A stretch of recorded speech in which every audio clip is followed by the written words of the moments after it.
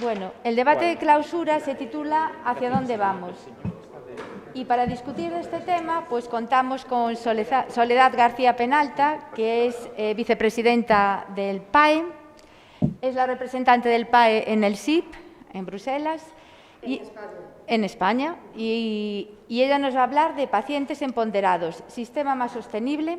Muchas gracias, Soledad. Tienes el pasador, si quieres, el micro. Muy bien. Bueno, esta es la última, tienes que ponerla desde el principio. ¿Está encendido esto? Sí.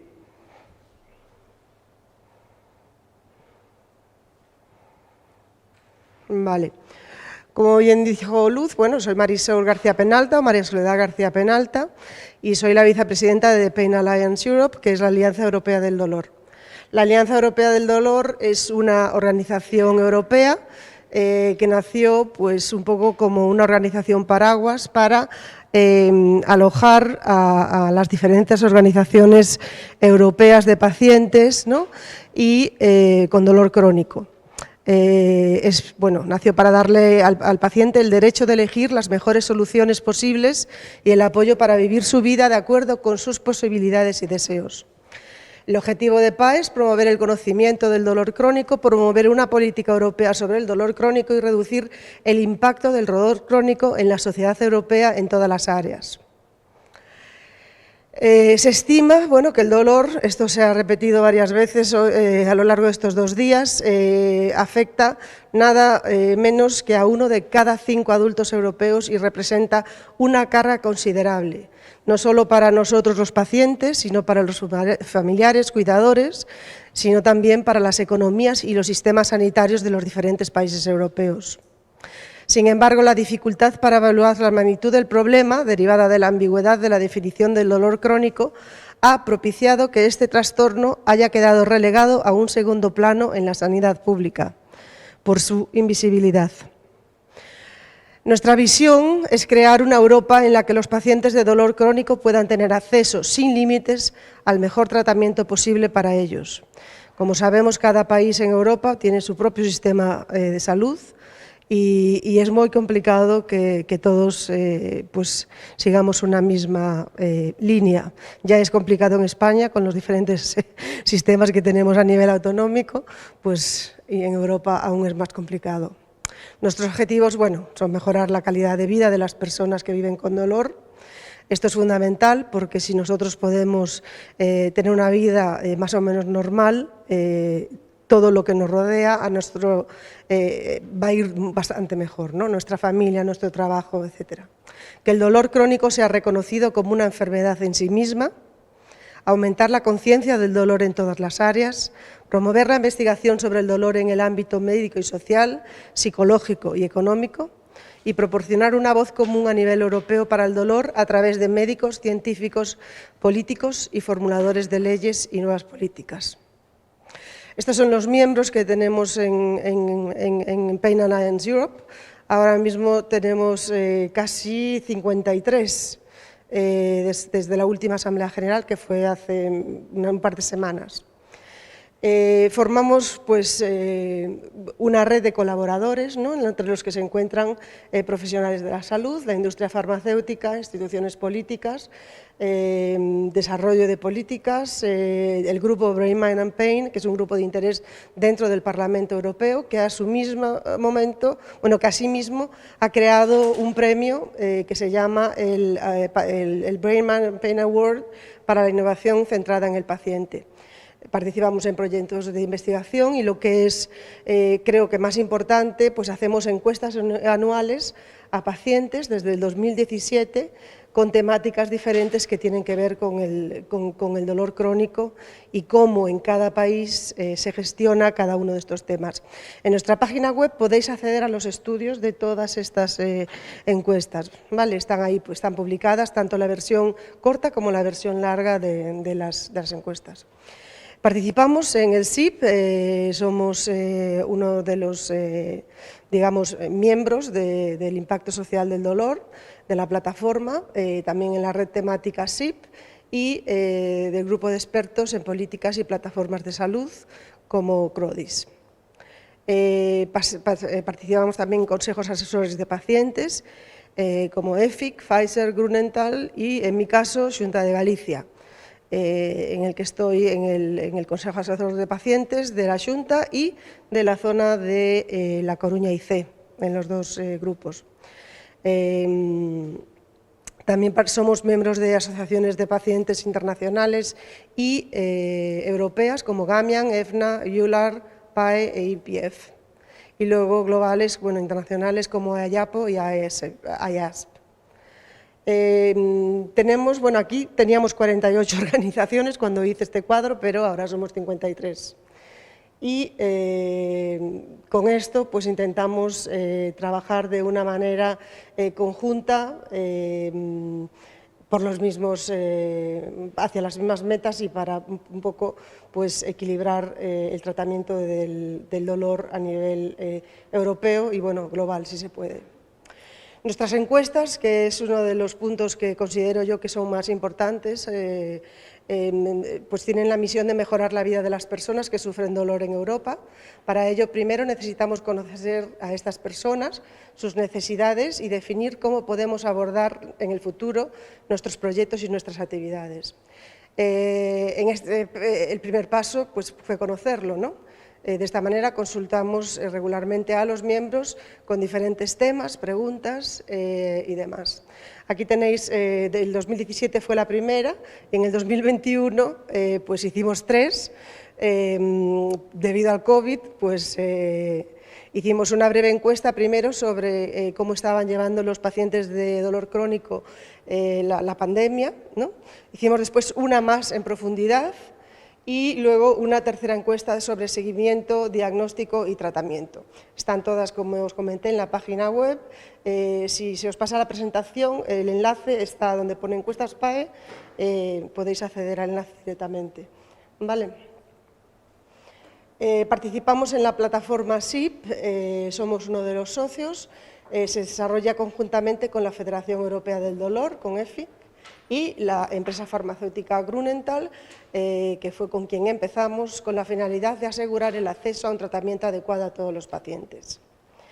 Esta plataforma se ha traído también a nivel nacional y estamos trabajando desde la situación específica de España, ¿no?, sobre los mismos puntos que se trabajan a nivel europeo.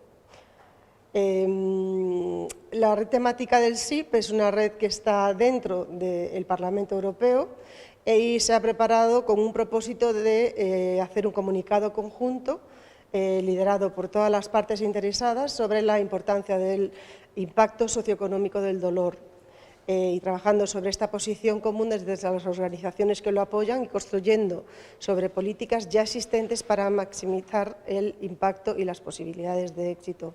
Los socios en esta plataforma pues son los que veis aquí.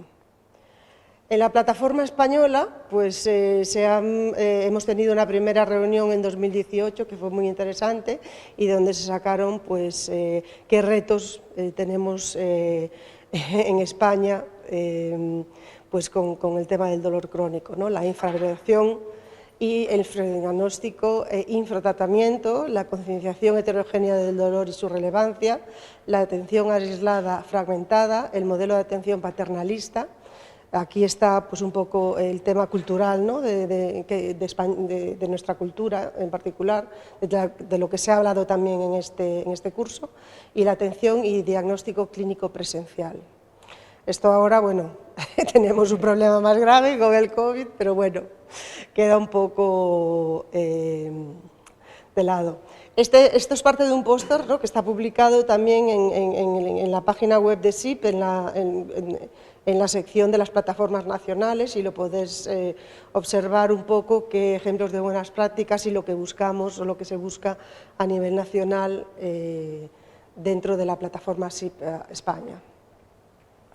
Brain, Mind and Pain Grant surgió a partir del grupo de interés dentro del Parlamento Brain, Mind and Pain, y es una iniciativa de Pain Alliance Europe y Grunenthal para identificar, estimular y fomentar la innovación centrada en el paciente, científicamente robusta en el campo del dolor crónico y los trastornos neurológicos. Llevamos por la tercera edición, y lo que queremos es crear un ambiente en donde el paciente es el centro y la base para futuras iniciativas, fomentar la innovación con impacto directo en las necesidades de los pacientes y crear conciencia sobre el dolor crónico y los trastornos neurológicos, ya que Brain, Mind and Pain no solamente está formado por asociaciones de dolor, sino también por asociaciones de pacientes que sufren enfermedades neurológicas. ¿Y ahora qué? Bueno, pues, ¿qué medicina queremos para los pacientes de dolor crónico europeos? Sabemos que cada país pues, tiene su sistema de salud muy diferente entre unos y otros. A ver.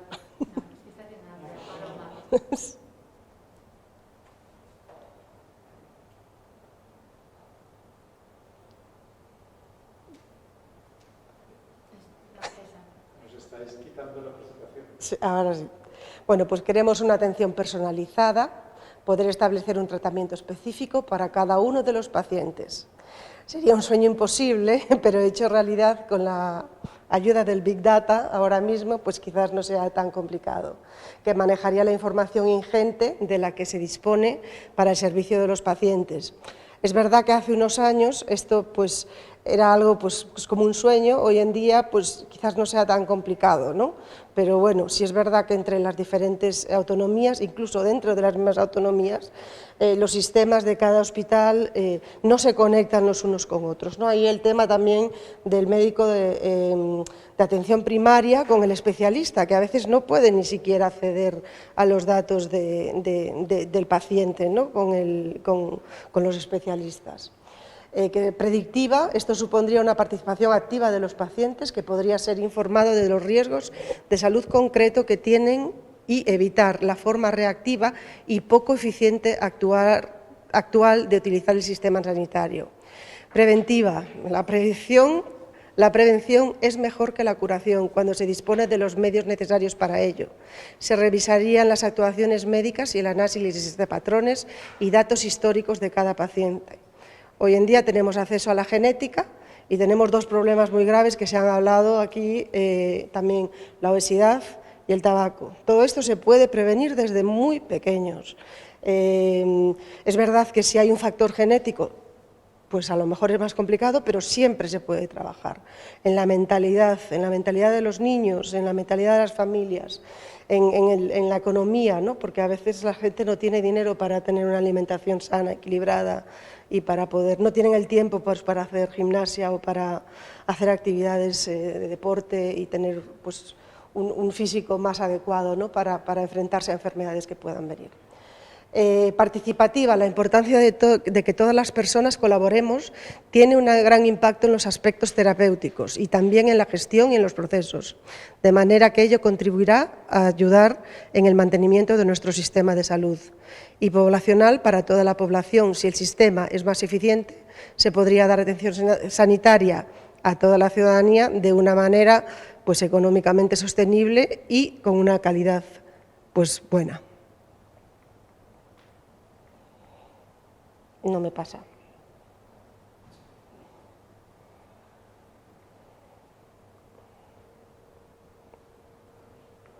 Ahora, bueno, pues este es el modelo de las 5 Ps, es un plus en el ámbito del dolor. Para ello necesitamos una digitalización homogénea de los sistemas sanitarios, que sean accesibles y que sirvan para conseguir una participación más activa de los pacientes. Con el COVID nos hemos visto ahí inmersos de repente en la digitalización, personas que a lo mejor no saben ni utilizar un ordenador ni tienen acceso a Internet porque viven en zonas rurales y porque, vamos, yo conozco personas que todavía utilizan teléfonos de estos Nokia con los números porque no saben utilizar un smartphone, ¿no? Para eso las asociaciones de pacientes somos fundamentales en la aportación de la experiencia y conocimiento en primera persona sobre la enfermedad. Necesitamos formación de los pacientes tanto a nivel técnico como digital para ser portavoces de su colectivo. Futuro, ¿cómo lo vemos? La nueva medicina virtual pues, ha llegado para quedarse, es cierto, fundamental para el futuro. Ahorra tiempo y dinero, también lo sabemos. Sin embargo, no todos saben cómo utilizar estas herramientas digitales. Es necesario formar a los pacientes, a sus familiares, a los cuidadores y asegurarse de que cuentan con los medios digitales, con el smartphone, con una tablet, un ordenador, cobertura de Internet adecuada para acceder a estos servicios. Es necesario contar con apoyo económico en las asociaciones de pacientes para contribuir a esta formación y aportar ese apoyo a los pacientes y a sus familias. Es importante también que el Gobierno nos dé acceso a Internet, que es un derecho internacional, es un derecho que la Unión Europea ha puesto sobre la mesa y hoy en día en muchísimas zonas no se puede acceder al Internet. Y ahí, con esto, os doy las gracias por tenerme hoy aquí. Para lo que necesitéis, pues me tenéis. Vivo en La Coruña, pero me muevo por todos lados. Y, y estoy encantada de conoceros a todos, ver lo implicados que estáis con nosotros, con los pacientes, y realmente es un placer. Y gracias.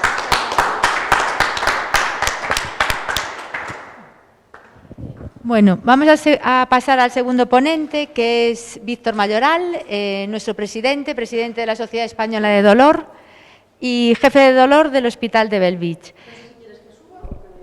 Como quieras tú, porque a lo mejor si te quedas abajo ves mejor la presentación. Él nos va a hablar de si la transversalidad, la multidisciplinariedad y el abordaje multimodal es solo una falacia o es una realidad. Voy a hablar con este micrófono que es más cómodo. Vamos allá. Esto de los gansos salió ayer también. Una conferencia. Esto de los gansos lo visteis ayer también en una conferencia. Creo que en todas las conferencias sobre trabajo en equipo siempre sale esto. Bueno, dicho esto, muchas gracias Luz, muchas gracias César, a todo el equipo de la Universidad Complutense, a los técnicos que están ahí, que lo tienen muy bien, y a todos los presentes, los que estáis en casa. Bueno, vamos allá, voy a hablar de lo que ha dicho Luz y vamos a intentar a ver si lo podemos hacer como esos animalitos que lo hacen muy bien, trabajando en equipo, ¿vale? Bueno, vamos a empezar con datos. Los primeros datos que os voy a dar son de este mismo año. Están publicados aquí. Es un estudio que hicimos desde la Sociedad Española del Dolor, la Catalana del Dolor, en el que buscamos los recursos que habían hoy en las unidades del dolor y cómo se organizaban estas unidades del dolor en España, ¿vale? Son datos interesantes, es un estudio muy amplio, voy a resumir lo más importante. Francamente, decir primero que a nosotros nos explicaron cuando entramos en el mundo del dolor que la multidisciplinaridad pues era una cosa muy conveniente. Se hicieron unos documentos por parte del Ministerio en los que colaboramos y que se nos pidió que pues los aplicásemos. Entonces se les pidió a las unidades del dolor en el estudio si estaban aplicando esos estándares y recomendaciones, ¿vale? Bueno, pues 9 de cada 10 decían que sí, pero lamentablemente sí totalmente el 46%, sí parcialmente el 42%. Y como veis ahí un 11,5% no los estaban aplicando. Luego nos falta recorrido, ¿De qué nivel en estas unidades, ¿no? Las unidades de tipo 1, monográficas, tipo 2, o que ya tienen un par de especialistas, tipo 3 ya multidisciplinar, con muchos especialistas, tienen investigación. Bueno, pues en realidad las de tipo 3, las que estamos hablando de hoy, de la multidisciplinaridad, realmente están en las grandes ciudades y solo son el 18% de las unidades que contestaron a la encuesta. Luego, la pregunta, acabaría aquí la charla, ¿no? Acabaría diciendo que pues, se cumple la multidisciplinaridad en el 18%. vamos a profundizar un poco más. Cuando hablamos de multidisciplinaridad, ¿qué es? Pues bueno, pues todas estas especialidades que tienen tiempo parcial o total a la unidad del dolor, que se dedican a tratar el dolor del paciente. Y como veis, miradlas, por ejemplo, los dos que más marco aquí, que es el psicólogo clínico, solo el 30% tienen psicólogo clínico, ¿vale? Y asistente social, y esto va por muchos de los estudios que se han citado estos días aquí, asistente social, laboral, terapia ocupacional, todo esto, fijaros, 2,9, 1,4%. Luego, tratamos el síntoma, no lo hacemos de una manera multidisciplinar y la reincorporación laboral le ponemos poco, ¿vale? 6 de cada 10 centros, consideran que el personal sanitario del que disponen es insuficiente y les gustaría, pues esto, ampliarlo, y tanto en jornada laboral como en número, ¿vale?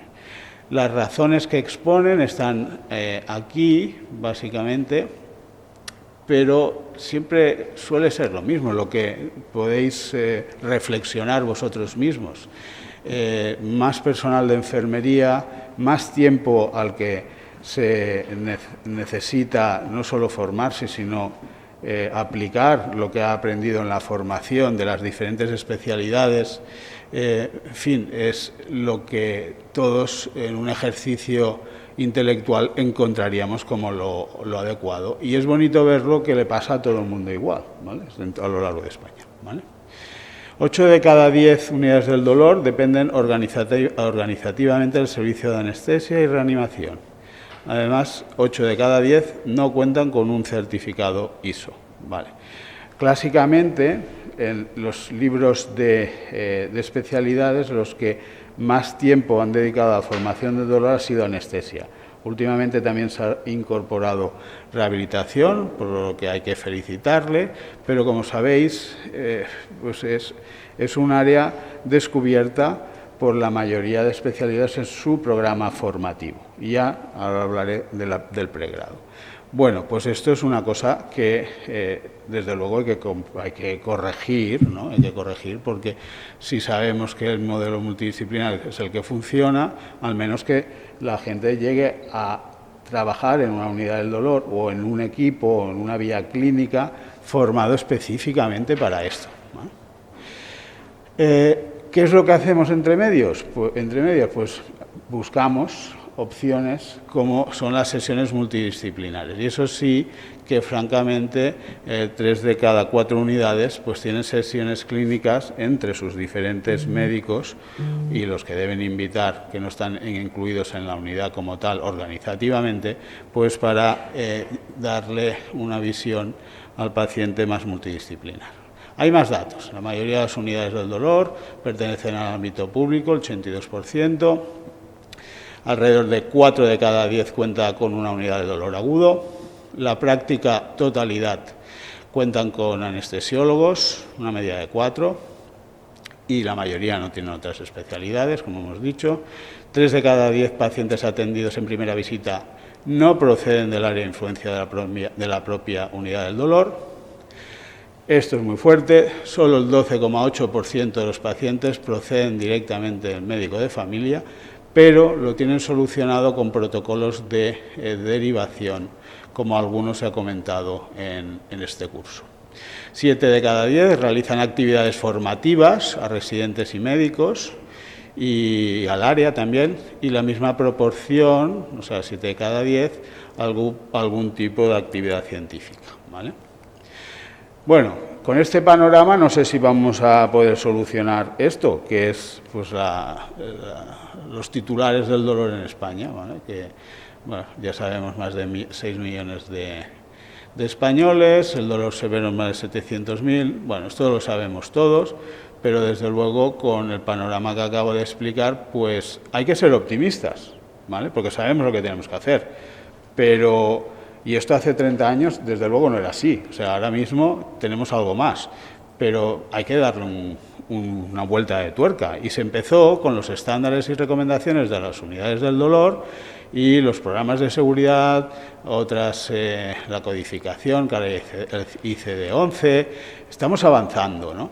El programa Cataluña también, otras comunidades, pero al final el dolor es tan prevalente, 50% de las atenciones en atención primaria, un 40% en atención especializada hospitalaria, en fin, es tan prevalente que el 75% de los pacientes, deberían poderse tratar sin llegar a unidades del dolor. Y para eso, pues hay que tener una formación adecuada y una certificación adecuada, ¿vale? Y esos tipos de pacientes pues son aquellos que no tienen graves comorbilidades médicas, psicológicas, sociales y familiares, que no tienen claros rasgos de cronificación, que tienen causas reversibles, que estos 3 de cada 4, ¿vale? Aquí hay que poner muchos recursos, y son recursos educativos. Pero después tenemos, unos dicen que el 20%, otros dicen que el 25%, que son pacientes francamente difíciles. Y estos tienen que ir a esos centros que se llaman unidades del dolor, y a esos centros donde el tratamiento no puede ser exactamente el mismo de abajo, porque eso ya se lo han hecho, hay que darles algo más, ¿vale? Y hay que decirles la verdad. Entonces, las unidades del dolor, por necesidad, porque lo sabemos, por no hacer un fraude, digamos, tenemos que tener los recursos necesarios para tratar a esos pacientes complejos. Y eso engloba todas las dimensiones. Sabemos que el modelo biopsicosocial es el que funciona, y el biopsicosocial significa multidisciplinaridad. El modelo biomédico no funciona, ¿vale? Hay que cambiar para eso el modelo formativo, ya desde pregrado, en asignaturas, planes formativos, en el posgrado, los libros blancos de las especialidades, y por fin, al que estudia más, al que se dedica más, como en nuestra área de conocimiento, como en cualquier área, tiene que haber un reconocimiento de un área de capacitación, que es la fórmula ideal para aquellas patologías tan transversales y multidisciplinares, ¿no? Otros dirán que especialidad, depende, ahora lo hablaremos. El modelo tradicional, biomédico, es tan fácil como aquello de me duele aquí, trato la nocicepción, la vía del dolor, por el medio que sea, farmacológico, quirúrgico, pero tú asumes una desconexión entre mente y cuerpo, y el biopsicosocial, que está ampliamente demostrado, no, ¿vale? Implica un abordaje multidisciplinar, porque el dolor tiene muchas dimensiones y eso son muchas. Aquí está House, que está... ¿Le puedes dar otra vez al clic, por favor? Ahí. House está en contra del modelo biopsicosocial, ahora lo veréis. ¿Cómo has venido? Por ósmosis. ¿Sin casco? No está el tiempo para ir en moto. ¿Y que te cueste tanto caminar no tiene nada que ver? Los infartos duelen. Es lo que tienen. El acentuamiento del dolor podría ser un buen signo. Puede significar que los nervios están regenerados. Podría ser bueno o malo. Gracias por el diagnóstico. ¿Hay más opciones? Oye, podrías dedicarte a motivar a la gente.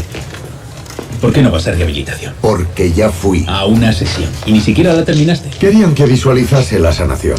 Podía hacerlo en casa. Déjame hacerte una resonancia. Es una ecuación fácil. Más dolor, más pastillas. Supermodelo adolescente. House lo resume en más dolor, más pastillas. Y esto es un concepto que ha quedado, ¿vale? Pero es que nos ha quedado también en muchos de nosotros. En los últimos años ha ido cambiando, tanto en los pacientes como en nuestros propios colegas de todas las áreas, de todos los conocimientos de la salud, ¿vale? No los médicos solo, todo el mundo. Ahora es la moda, ¿vale? Pues vamos a aplicar la moda. Pues en múltiples dimensiones, cognitiva, afectiva, sensorial, bueno, pues hay que hacerlo, ¿vale? Y como no nos dejan organizarnos, o es difícil, yo no quiero acusar a nadie, digamos que es complicado, porque ahora veremos que hay algunos esfuerzos, pues nos buscamos la vida. ¿Y cómo nos buscamos la vida? Desde debajo de, undergraduate, de pregrado, la especialidad, congresos, papers, la red, las sociedades científicas, los másters de las sociedades científicas y universidades, talleres, nos hacemos nuestro autocurrículum, ¿vale? Porque como no tenemos respaldo de una especialidad en concreto, lo que hacemos es volvernos supraespecialistas en diferentes cosas, ¿vale?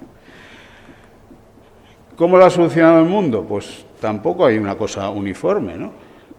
En la mayoría de pacientes de la OCDE les pasa como nosotros, másters, diplomas, títulos de experto.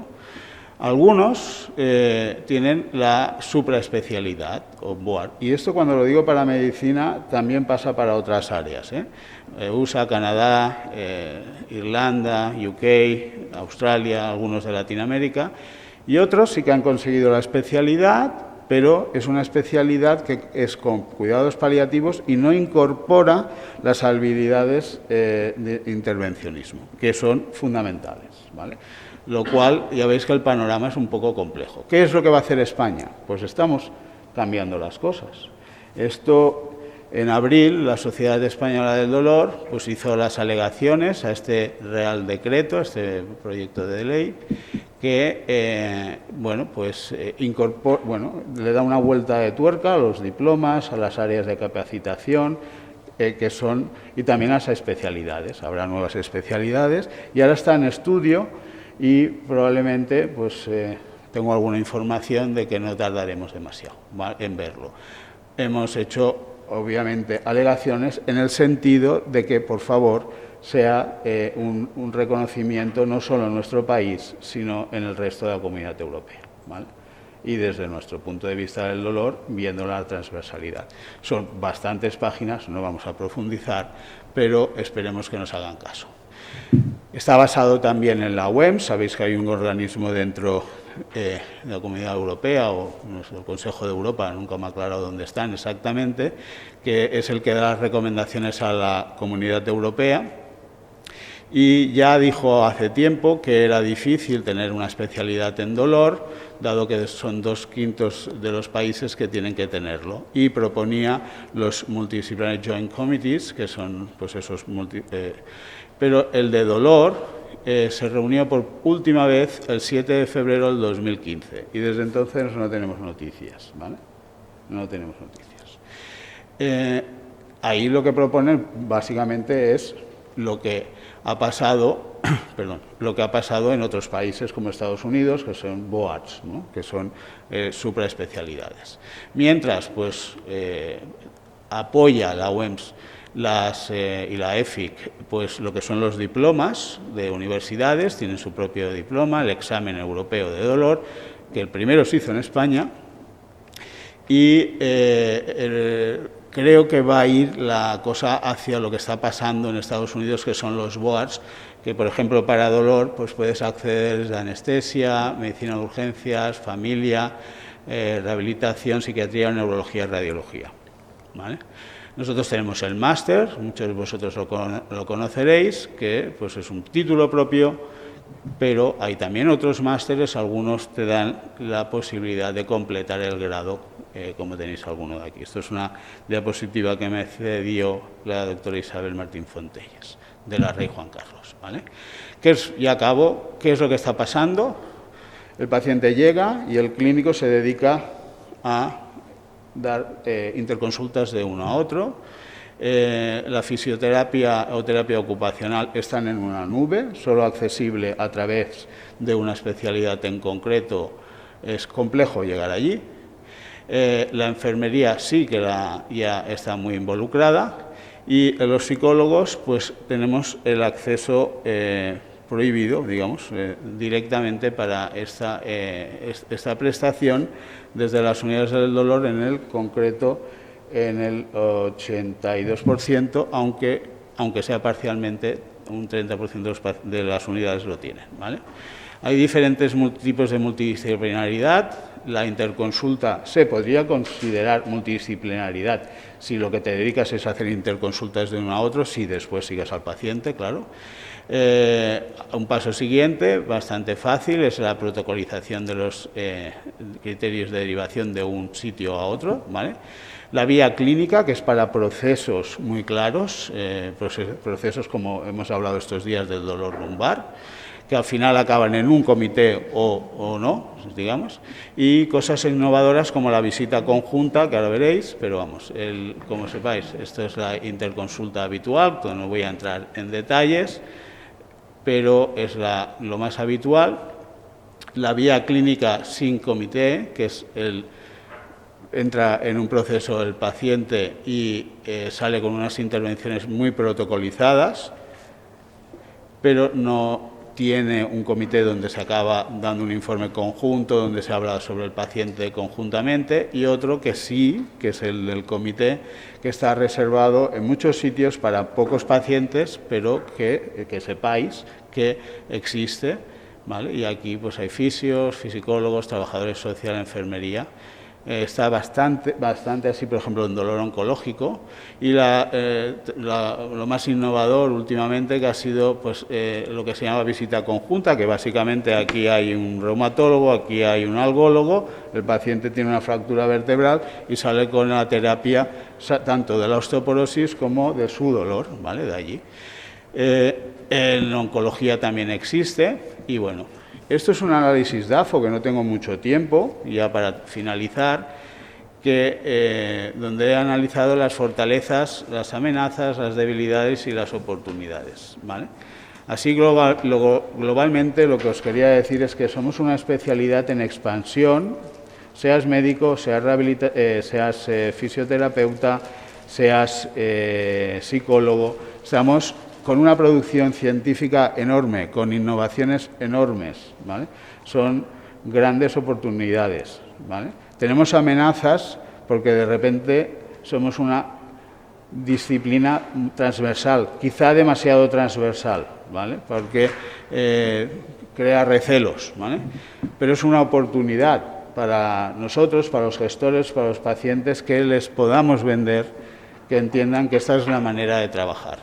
Seamos fuertes, defendamos este modelo, si estáis de acuerdo, obviamente, con lo que digo, y no hagamos lo que se ha hecho siempre, que tenemos el elefante delante y cada uno ve su visión del dolor y no eres capaz de ver el elefante entero, y no damos más que vueltas y vueltas sobre ese proceso cuando sabemos arreglarlo, sabemos lo que tenemos que hacer. Nos falta un poco de orden, ¿vale? Y bueno, en 1910 empezó Superman, pero ahora está de moda Spider-Man. Bueno, supongo, no sé, la próxima película será para otra. Pero el que más películas tiene últimamente es Spider-Man. Hay que trabajar en red. Y ha acabado Luz. Muchas gracias.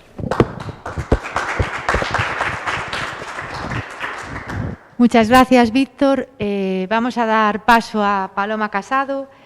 Ella trabaja en el Hospital San Carlos de Madrid y es una experta en humanización de la asistencia, bioética, información y atención al paciente. Estuvo, pues en estos campos trabajando en la Consejería de Sanidad de la Comunidad.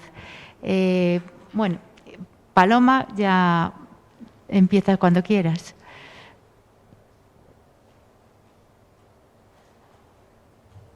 Hola, buenos días. Muchas gracias por la invitación. Voy a compartir mi pantalla, a ver si lo consigo y lo veis.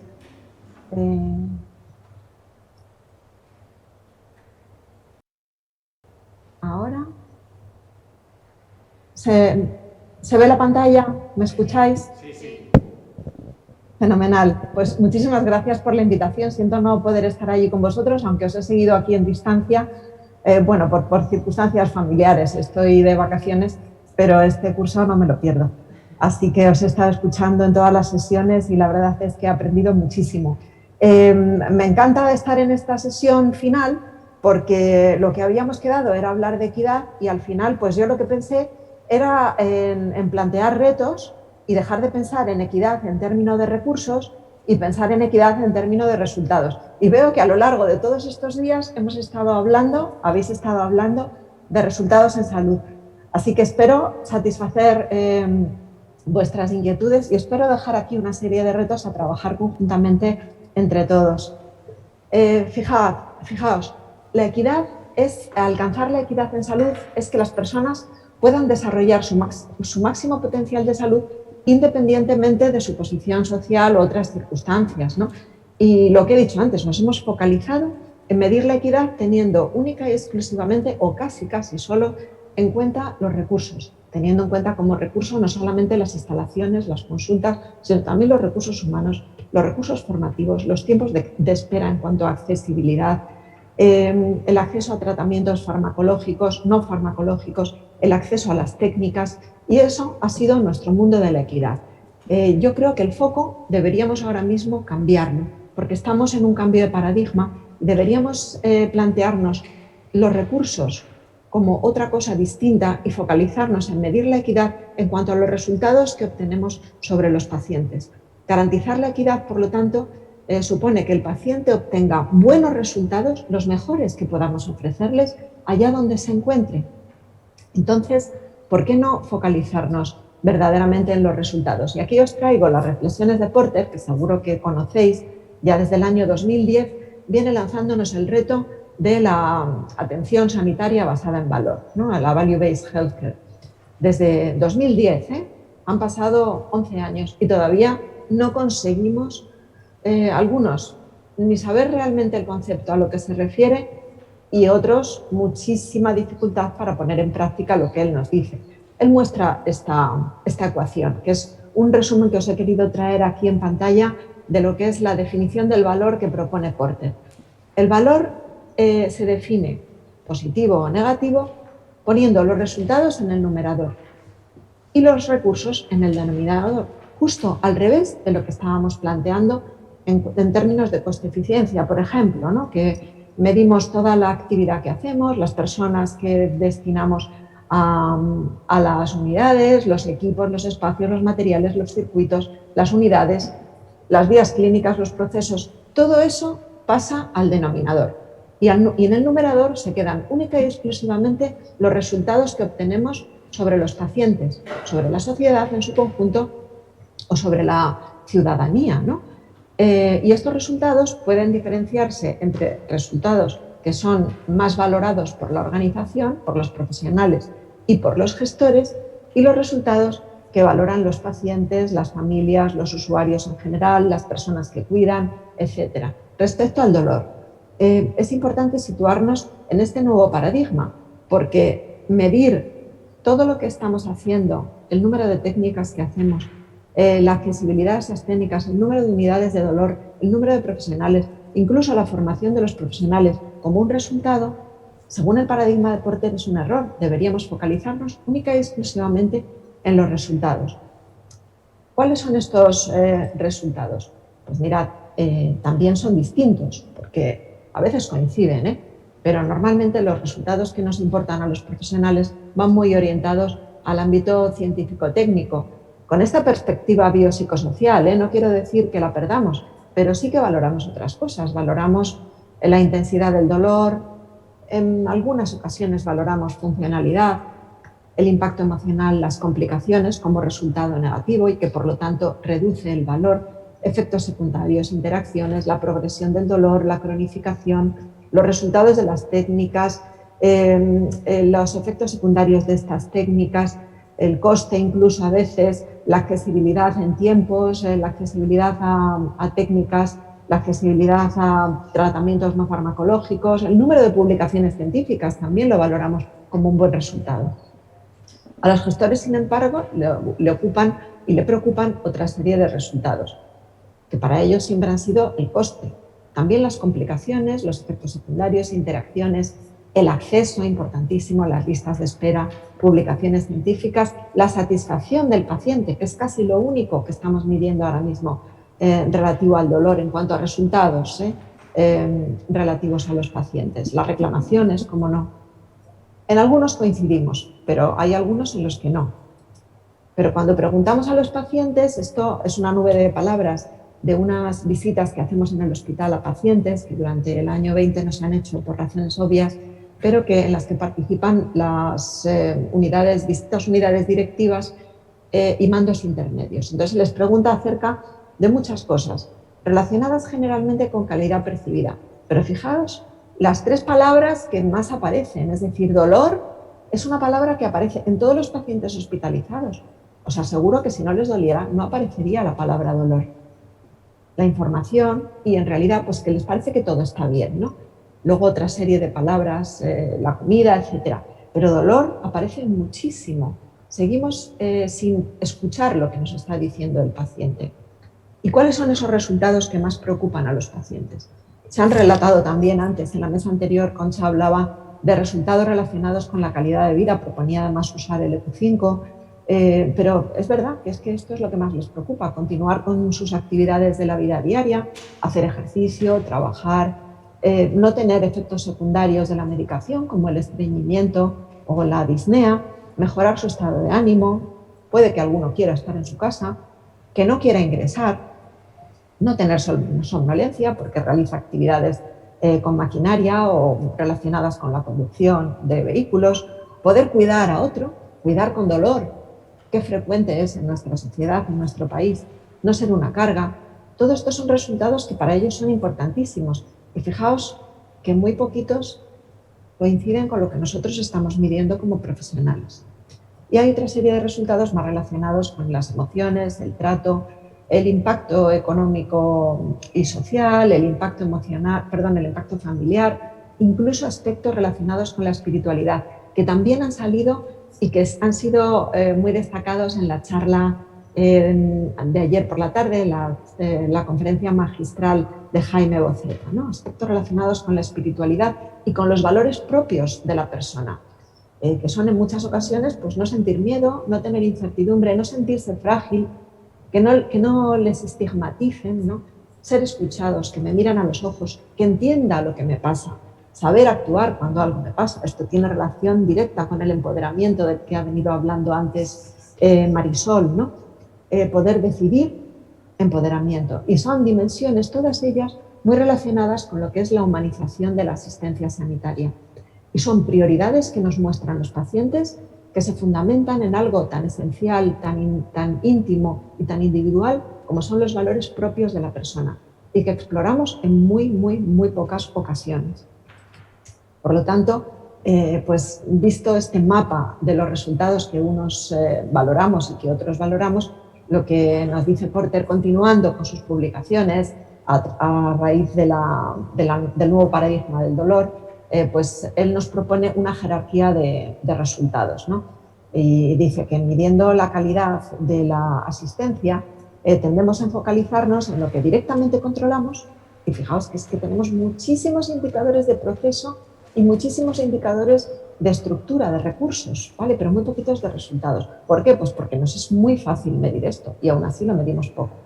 Sin embargo, debería hacerse un set de indicadores relativos a los resultados que incluyan los resultados que realmente importan al paciente y que sean tomados de una forma más holística e inclusiva, ¿no? Decía él. Cuando hacemos esto, él propone y se ha demostrado que los resultados generalmente y de forma invariable mejoran. Y propone una jerarquía de 3 niveles de resultados relacionados con el nivel 1, con el nivel de sanidad o de salud que hemos conseguido o que hemos mantenido con nuestra actuación, vamos a decirlo, no voy a decir tratamiento, sino con nuestra actuación sanitaria, que en algunas ocasiones se refieren a supervivencia o recuperación de un grado de salud, limitación del dolor o disminución de las crisis, etcétera, ¿no?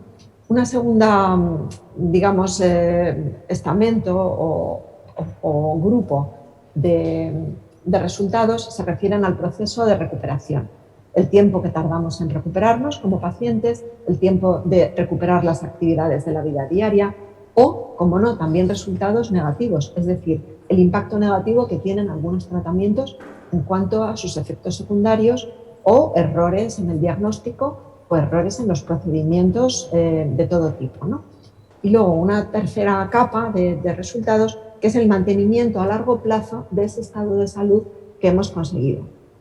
Y se referiría a resultados en el mantenimiento, es decir, pues cuánto tiempo sin dolor mantenemos a largo plazo, por ejemplo, en el caso de dolor, o las recurrencias o reintervenciones o necesidades de nuevas técnicas, ¿no?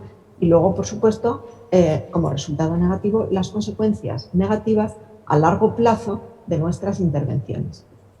Bajo este mapa de resultados hay algunas organizaciones, como no sé si conocéis ICOM, que ha propuesto sets de indicadores relativos a esta propuesta de Porter. Yo en España hay gente que está siguiendo las recomendaciones de ICOM y que se refieren a patologías concretas. Lo que dice Porter es que se centren en patologías concretas porque es más fácil identificar los resultados que más valoran los pacientes, pero en el caso de dolor no he encontrado nada. Sí que tienen set de resultados relativos al dolor lumbar, eso sí, y a enfermedades musculoesqueléticas y a la cefalea. Pero dolor crónico en general no he encontrado sets de indicadores siguiendo la doctrina de Porter. También hay Robert Pendleton, que también escribe de este tema junto con Porter. Lo que nos dice es que no tendremos nunca una atención sanitaria basada en valor si no sabemos qué significa valor para cada uno. Y esto va en la línea de lo que os exponía antes. Valor y resultados, y por lo tanto valor es distinto según el foco y la perspectiva desde donde lo mires. La perspectiva de los pacientes es distinta a la perspectiva de los profesionales y distinta a la perspectiva de los gestores. Yo lo que os propongo es que hagamos una confluencia y veamos en qué valores se comparten entre todos. Nos centremos en eso y veamos a qué resultados se refieren este concepto de valor para cada uno de nosotros. Ellos proponen el llamado camino del valor y es un reto que yo creo que debemos abordar entre todos. Primero es definir el valor y definir esos resultados, es decir, qué es lo que aporta valor para cada uno de nosotros y sobre todo cuáles son los resultados que más me importan. Por supuesto, medirlos, cómo voy a medirlos y de dónde voy a extraer la fuente de información, que esa también es una cuestión clave a trabajar. A partir de ahí, analizar el proceso, implementar los cambios, evaluar el proceso y promover el cambio cultural como estrategia de cambio de paradigma. Pero el punto fundamental y del que debiéramos partir es definir qué resultados queremos obtener, cuáles son los resultados que son más importantes y, por supuesto, saber qué es lo que realmente aporta valor. En la primera sesión de ayer, creo que fue, Carlos Moore apuntaba al reto de eliminar aquello que no aporte valor, es decir, en la línea de las estrategias de no hacer o lo que llaman los economistas la pérdida de oportunidad, ¿no? Pues ahí está la clave, tanto definir lo que aporta valor para nosotros como eliminar lo que está aportando un valor negativo o no está aportando valor en absoluto para ninguno de los agentes implicados. ¿Qué es lo que se está midiendo actualmente en los observatorios? También se ha comentado en la mesa previa.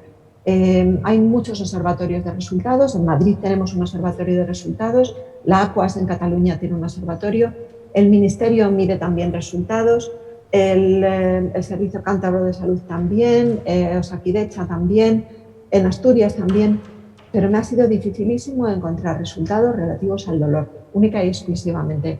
En Madrid medimos la satisfacción con el abordaje al dolor, es decir, datos de satisfacción de pacientes que, como se ha comentado antes previamente, creo que ha sido Concha, tienen una relación directa con las expectativas de los pacientes y, por lo tanto, a lo mejor no es un buen indicador.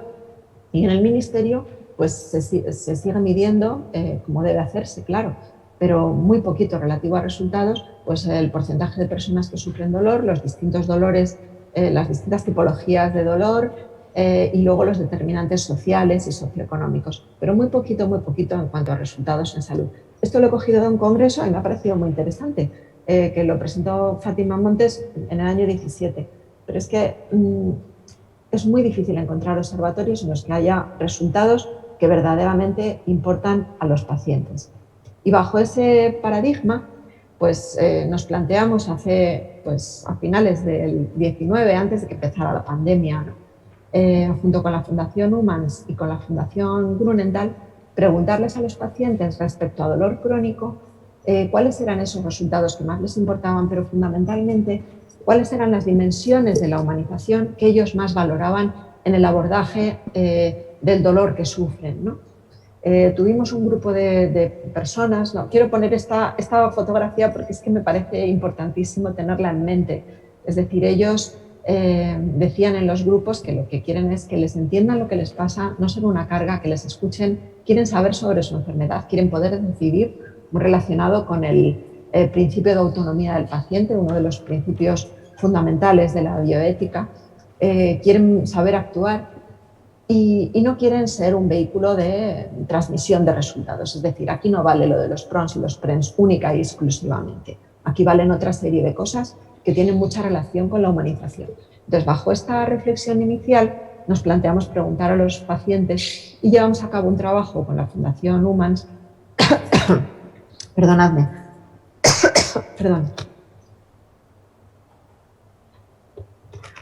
en el que quisimos saber qué dimensiones relativas o relacionadas con la humanización y la atención a la persona con dolor crónico eran más importantes, tanto para los profesionales como para los pacientes. Lo tenéis descargable el documento completo en esa dirección que os he puesto en la diapositiva, pero os traigo aquí a colación el decálogo final a modo de resumen de lo que realmente es importante en cuanto a humanización en dolor crónico para los pacientes y una vez pasado el filtro de confluencia con lo que los profesionales expusieron en ese momento.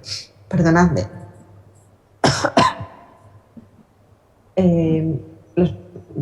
Quiero comentaros que los profesionales, y es que es inevitable, acabamos hablando en las sesiones previas de recursos, vías clínicas, coordinación, comunicación con primaria, formación, todo recursos según la ecuación de Porter, ¿no? Y los pacientes nos hablaban de otra cosa distinta. Concluyó el documento en este decálogo y yo creo que es importante tener en cuenta siempre que queramos definir resultados en salud y resultados que aporten valor. Es decir, en el 1, como no puede ser de otra manera y que ha salido a lo largo de todo este curso, la comunicación con el paciente y el profesional sanitario, velar por la intimidad y el confort, la valoración multidimensional de la persona, la capacitación de la persona o empoderamiento, la personalización de los tratamientos, la implicación del entorno de la persona en el abordaje del dolor crónico, el tema de cuidar a la persona que cuida como elemento fundamental en el abordaje de la persona que sufre dolor crónico, cuidar a los profesionales como agentes de humanización, capacitarles en habilidades relacionales, no solamente comunicación, sino en empatía, respeto, trato, escucha y un larguísimo etcétera de dimensiones que valoraban los pacientes. Y como último punto, y por ello no menos importante, hacer una sensibilización social para evitar el estigma del dolor crónico y, por lo tanto, para visibilizarlo como elemento clave en nuestra sociedad y que impacta tanto en cuanto a datos económicos y sociales. Perdona. Por lo tanto, en esta definición del valor os he dado muchas pistas de lo que tendríamos que tener en cuenta en cuanto a resultados positivos y negativos, y abandonar o no abandonar, sino colocar en otro lugar esa priorización que hemos hecho como profesionales y desde hace muchísimos años, focalizándonos en los recursos que utilizamos para abordar el dolor crónico, que pasan, según la ecuación de Porter, al denominador. Para finalizar, y porque me pidió Luz que fuese concisa, quiero traeros unas reflexiones finales y un reto para el debate posterior que tiene mucho que ver con lo que expuso ayer Jaime Boceta en la charla de bioética. Tenemos un reto moral que es responder a la ciudadanía como profesionales que somos y responder a nuestros pacientes como profesionales sanitarios que somos. Y bajo ese reto moral debemos hacer un cambio de paradigma y preguntarles a ellos qué es lo que les aporta valor, preguntar a todos los agentes implicados cuáles son los resultados que aportan valor y cambiar, como digo, ese paradigma. Por supuesto, esto pasa por la participación del paciente desde el inicio de la definición de las intervenciones que hagamos, la reingeniería de procesos, los proyectos de experiencia de paciente, absolutamente todo, hasta el final, hasta la aportación de resultados, la aportación de los resultados o incluso la evaluación de esos resultados que ofrecemos a los propios pacientes y a la sociedad. Estas son mis reflexiones. La sostenibilidad del sistema pasa por un cambio de paradigma, la asistencia basada en valor. Dejar de pensar en equidad en términos de accesibilidad o de recursos y pensar en términos de resultados y valor aportado. Esa orientación a resultados debe ser la guía garante de la equidad a la que debemos a la sociedad, ¿no? Y debemos tener en cuenta para ello no solamente los resultados que más importan a nosotros como profesionales y a los gestores, sino también los que más importan a los pacientes, porque son los que han de ser depositarios de esa equidad y por lo tanto los que reciben esos resultados positivos y negativos que nosotros conseguimos con nuestra asistencia. Y por lo tanto, además, y porque son muy valorados por ellos, y a nosotros a veces se nos escapan, tener en cuenta resultados relacionados con estas dimensiones de la humanización que salieron en ese estudio y que no siempre son tenidas en cuenta. El gran cambio es tener al paciente como un agente más en la definición de los resultados, en la evaluación, en la provisión de esos resultados y en el trabajo conjunto junto a los profesionales sanitarios para continuar y cambiar el paradigma sanitario y orientarnos al valor que aportamos. Además, esto es, como digo, un reto moral que tenemos como profesionales de cara a la ciudadanía y de cara a nuestros pacientes. Muchas gracias.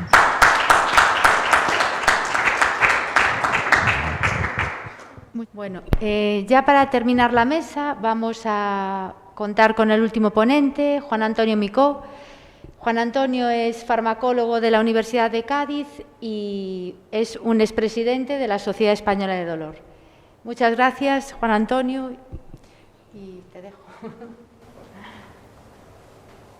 Muchas gracias por la invitación y creo que ya está saliendo la primera diapositiva. Bueno, nuevamente el hecho de que hablemos de dolor es que continúa, el hecho de la sostenibilidad. Bueno, tengo que decir farmacólogo y como siempre que soy médico, muchas veces piensan que soy farmacéutico, lo cual tampoco está mal. Bueno, como veis en esta primera diapositiva, voy a coger la mano.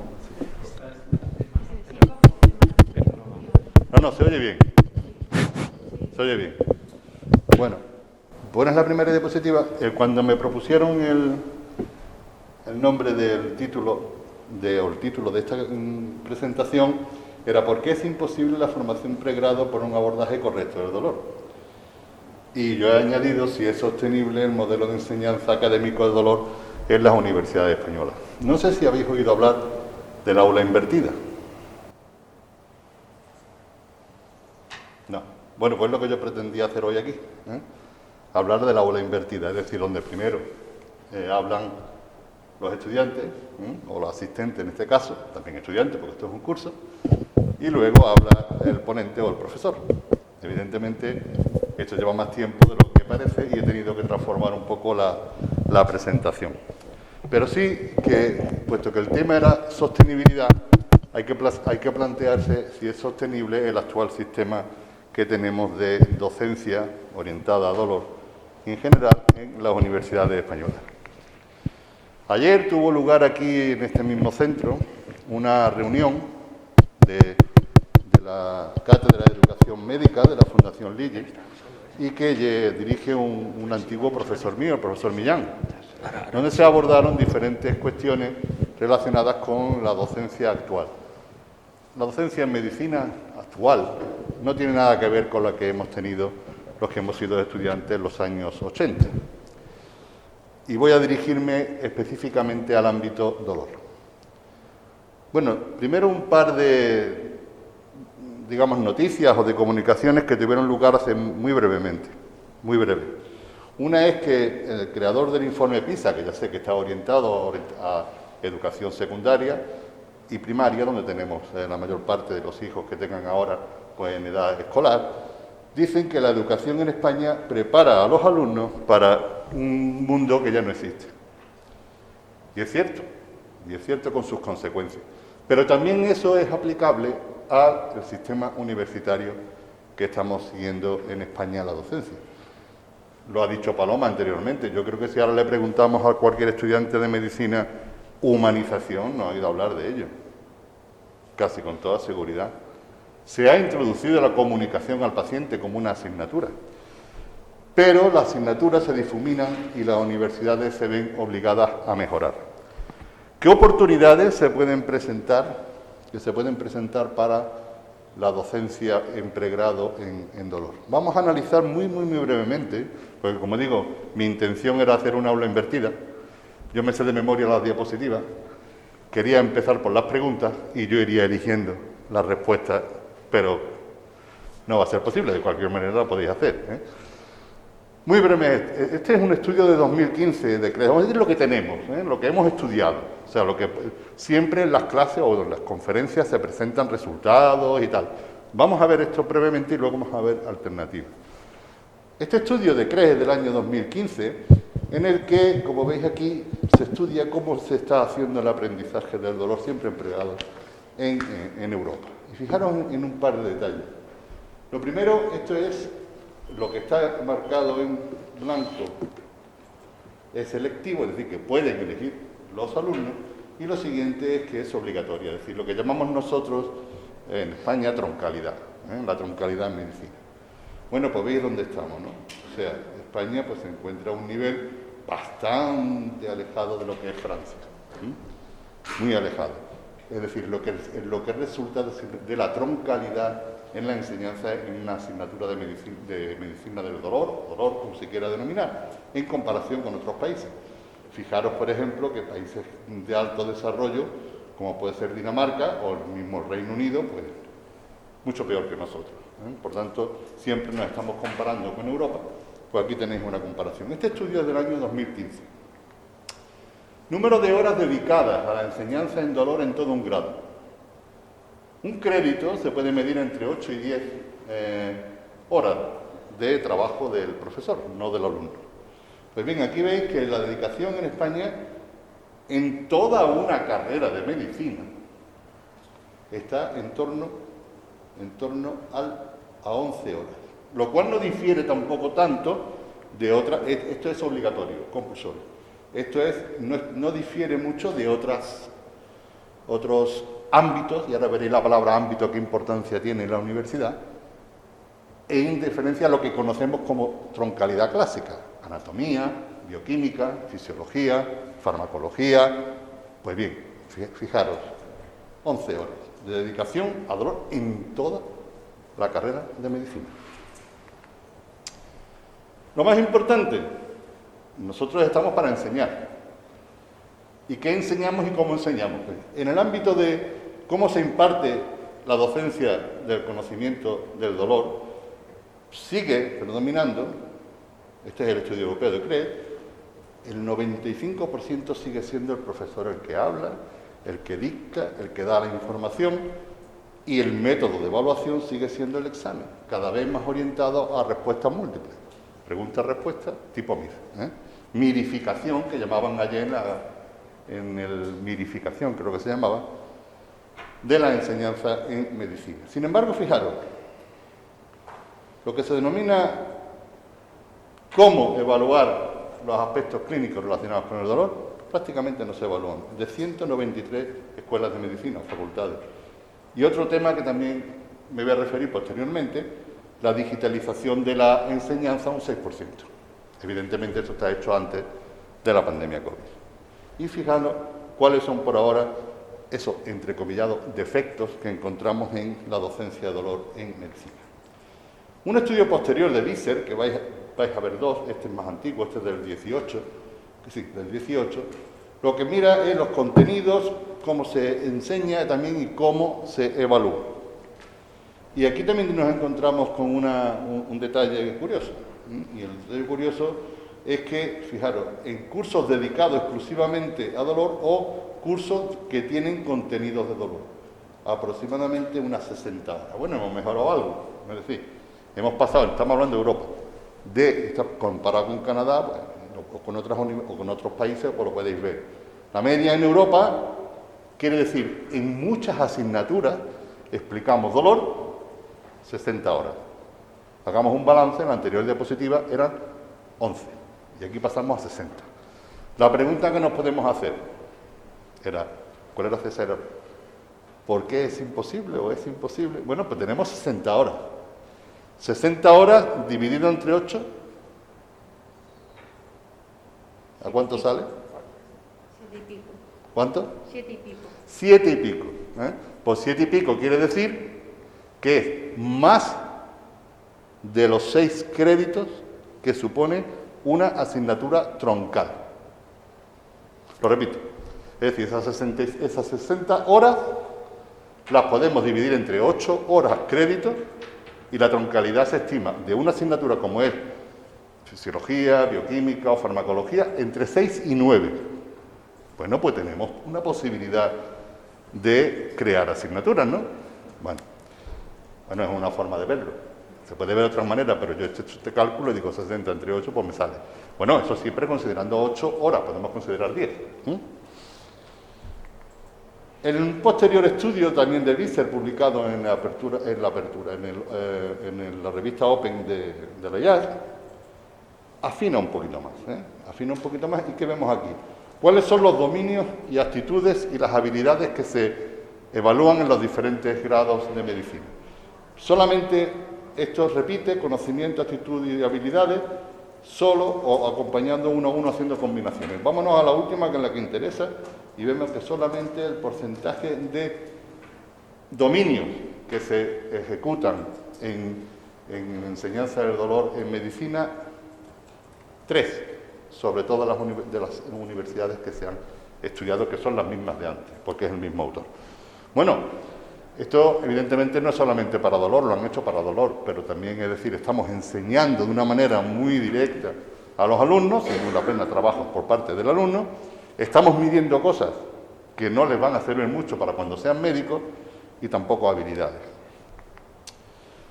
En España se han intentado, no se ha hecho todavía el libro blanco de la educación en dolor, no se ha hecho, probablemente habrá que hacerlo y sería un buen momento para que nuestra sociedad lo afrontara. ¿Cómo se está enseñando? No quién o cómo se está enseñando dolor en España, 60 horas. Bueno, vemos aquí estos clásicos en estudio de nuestro compañero Jordi Miró y Paco Reynoso, en el que vemos que hay más horas dedicadas a dolor, por ejemplo, en veterinaria, que de lo que hay en medicina. No quiere decir que los animales sean menos importantes, pero realmente esto nos debe hacer reflexionar sobre la necesidad de incrementar o bien organizar, porque muchas veces no hay que incrementar las cosas, sino organizarlas un poco mejor. Pero claro, ¿hay alguna oportunidad ahora actualmente para que esto cambie? La respuesta es sí. Sí. Esto que veis aquí es el Real Decreto XXX, quiere decir que no tiene número, del 21, por el que se establece la organización de las enseñanzas universitarias y el procedimiento para asegurar su calidad. Lo que os voy a enseñar ha cambiado esta mañana. Más actual no puede ser, porque esta mañana me ha llegado el nuevo borrador. Lo he estado observando y no cambia mucho, salvo alguna que otra cosa. Por lo tanto, la pregunta es, ¿hay alguna oportunidad para aprovechar estos datos que tenemos, organizarlos y hacer una asignatura de dolor en pregrado? Esa sería la respuesta. Pues bien, vamos a ver que con carácter general, en principio se sustituyen las ramas por los ámbitos, lo decía anteriormente. ¿Qué quiere decir que se sustituyen las ramas por los ámbitos? Pues ramas se han adecuado a la CNAI, la Comisión Nacional de Actividad Investigadora, y a la ANECA. Ya sabéis que hay un gran déficit de médicos que estén acreditados, y lo que hay ahora son ámbitos. Bueno, pues para que os hagáis una idea, aquí tenéis cuáles son los ámbitos que sustituyen a las ramas relacionadas con la medicina.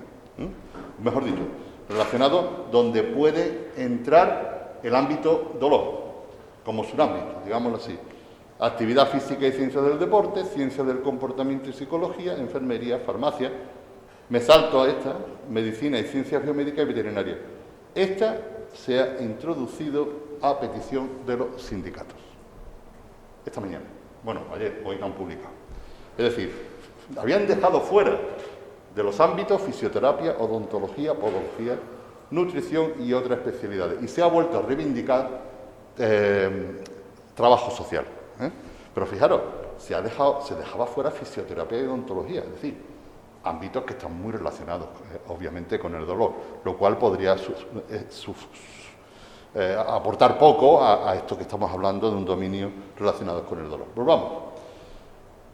Interesante, en el nuevo Real Decreto, y además se podrán reflejar en el suplemento europeo al título, es decir, para poder convalidarlo, lo comentaba antes Víctor, que se pudiera ampliar lo que aprobamos aquí en relación con las especialidades o subespecialidades o con la troncalidad que se pueda aportar a toda Europa, pues eso también existe con las asignaturas de pregrado.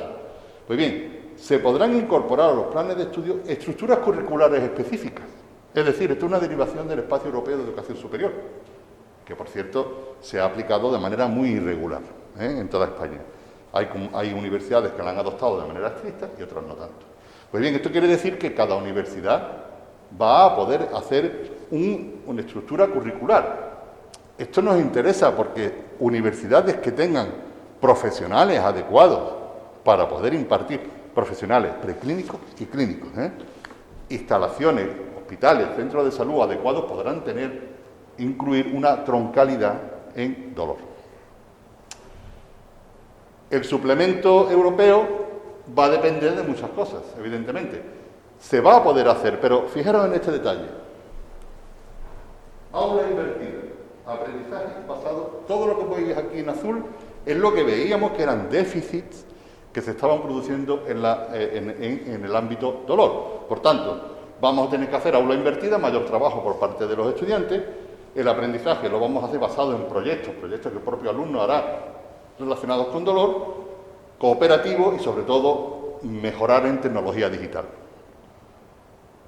No sé si hay profesores en la sala, pero esto de la pandemia ha sido realmente horroroso. Hemos tenido clases de 40 minutos online y las siguientes otros 40 minutos y los siguientes otros 40, 50, y eso ahora es imposible tener tanta concentración. Por tanto, hay que diversificar los modelos de enseñanza.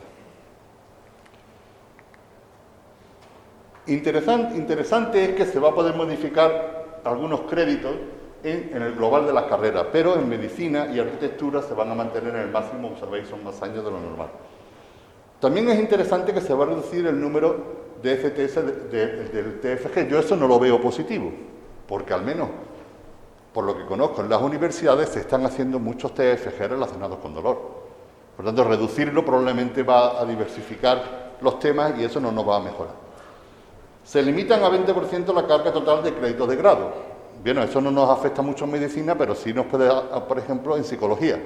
La rama de psicología clínica, psicología social, psicología educativa. Bueno, si se reduce, pues probablemente también tendrán problemas relacionados con la enseñanza del dolor. Desde que se incorporó de una manera más institucional el ámbito dolor en la psicología, hay muchos alumnos que hacen TFG relacionados con el dolor, muchos.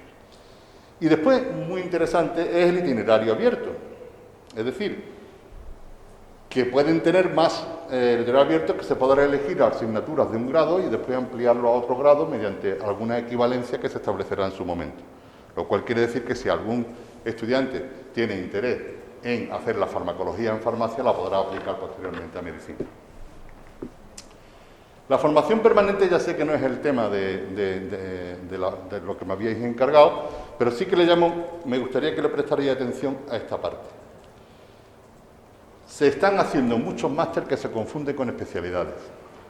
Bueno, la nueva reglamentación va a hacer lo siguiente, y es que primero no tiene que haber ninguna confusión con relación a los títulos oficiales, es decir, no podrá haber un título que se llame especialista en dolor. No lo va a poder haber. Actualmente pues lo puede haber. Actualmente puede haber un curso que se llame especialista en dolor. Lo hay, lo puede haber, si alguien lo organiza. Se van a llamar máster de formación permanente, se mete un crédito, se mete por medio 90 créditos en vez de 60 o 120. El diploma de especialización no va a tener ninguna interacción posible o confusión posible con lo que es la especialidad, y el diploma de experto se va a llamar diploma de experto en. Ahí se podrá llamar diploma de experto en dolor, pero no se va a poder llamar no se va a poder llamar diploma de especialización en dolor. Ya era hora de que cambiaran esto, ya era hora. Y además, anualmente deberán aprobar los órganos de gobierno la programación de la formación permanente. Esto se hace. pero se está haciendo de una manera muy somera y actualmente con el nuevo Real Decreto pues va a cambiar de una manera mucho más estricta porque está dando muchos problemas, sobre todo con lo que son el reconocimiento de títulos extranjeros. Ya sabéis que España tiene una gran necesidad de médicos y va a haber una avalancha, ya hay muchos extranjeros que vienen a trabajar a España, pero realmente cuando vamos a la equivalencia, pues nos vienen a nuestra ANECA, nos vienen diplomas de especialización, títulos de especialización que no se corresponden con lo que han estudiado ni en pregrado ni en grado. El impacto económico presupuestario, desde mi punto de vista, no es correcto, porque si se incrementa lo que es el aula se disminuye lo que es la forma de enseñar y aprender de forma presencial, van a hacer falta menos profesores. Y ayer esto se discutió mucho en la reunión que hubo aquí en el Escorial, en el curso de verano. Es decir, va a hacer falta menos profesores, está claro, ¿no? De hecho, hay profesores que han grabado las clases durante la pandemia y son las mismas clases que pueden poner en el curso siguiente. Por tanto, el impacto económico va a ser positivo para digamos, el gobierno, pero van a hacer falta menos profesores. Por otro lado, se va a equiparar porque al incrementar lo que es la tasa de prácticas y habilidades, va a haber una mayor participación de lo que son los profesores asociados o los tutores, que están en hospitales o están en centros de salud. Eso es bueno, no un profesor que se dedique solamente a repetir una y otra vez mecanismos de acción de la aspirina, distribución de los corticoides, como se quiera llamar. Por tanto, se va a equiparar, aunque las categorías van a cambiar. Y este Real Decreto lo que pretende, los otros impactos que se han considerado, es la cultura de la sostenibilidad, es decir, aprender siempre con algo continuo, pero donde el que aprende es el estudiante, donde obviamente tiene que ser así, pero donde él mantiene su propia formación, en base a las habilidades, etcétera, etcétera. La pregunta era, he marcado más el tema de los itinerarios abiertos, porque eso va a permitir que haya universidades que tengan una troncalidad en dolor.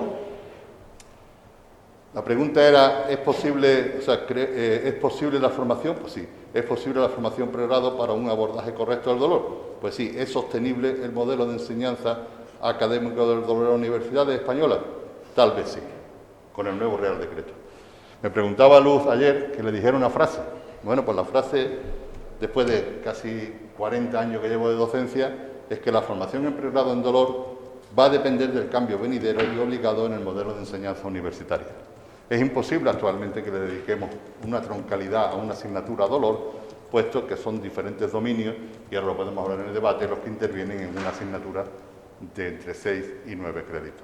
La no presencialidad, la mayor implicación de profesionales no es estrictamente profesores, sino clínicos que trabajen en hospitales y centros de salud, va a dar desde luego un gran apoyo a lo que es el futuro en la enseñanza del dolor en pregrado. Nada más. Muchas gracias. Ahora yo tenía una pregunta para cada uno. Como paciente y como importancia de la formación de los pacientes, ¿dónde uno se puede ponderar? Os los voy a hacer seguidas y luego ya modera el debate.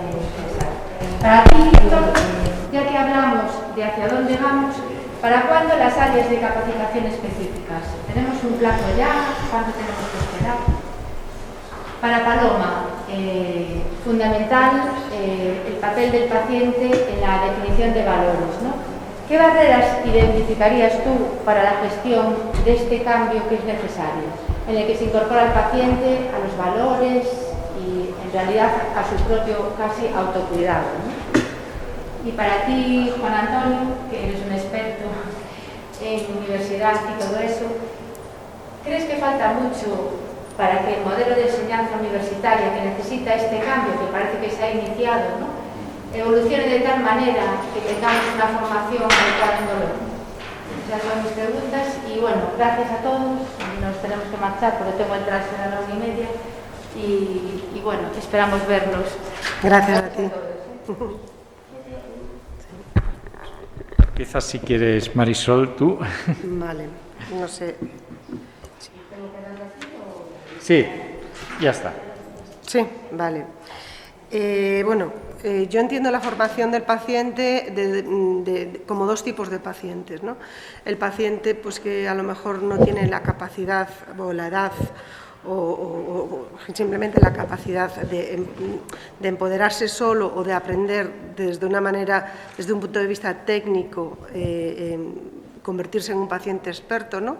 Estos serían a lo mejor personas mayores o personas con menos nivel cultural y educativo al que se puede empoderar desde el mismo profesional sanitario, desde los terapeutas ocupacionales, los psicólogos y las asociaciones de pacientes locales y nacionales, ¿no?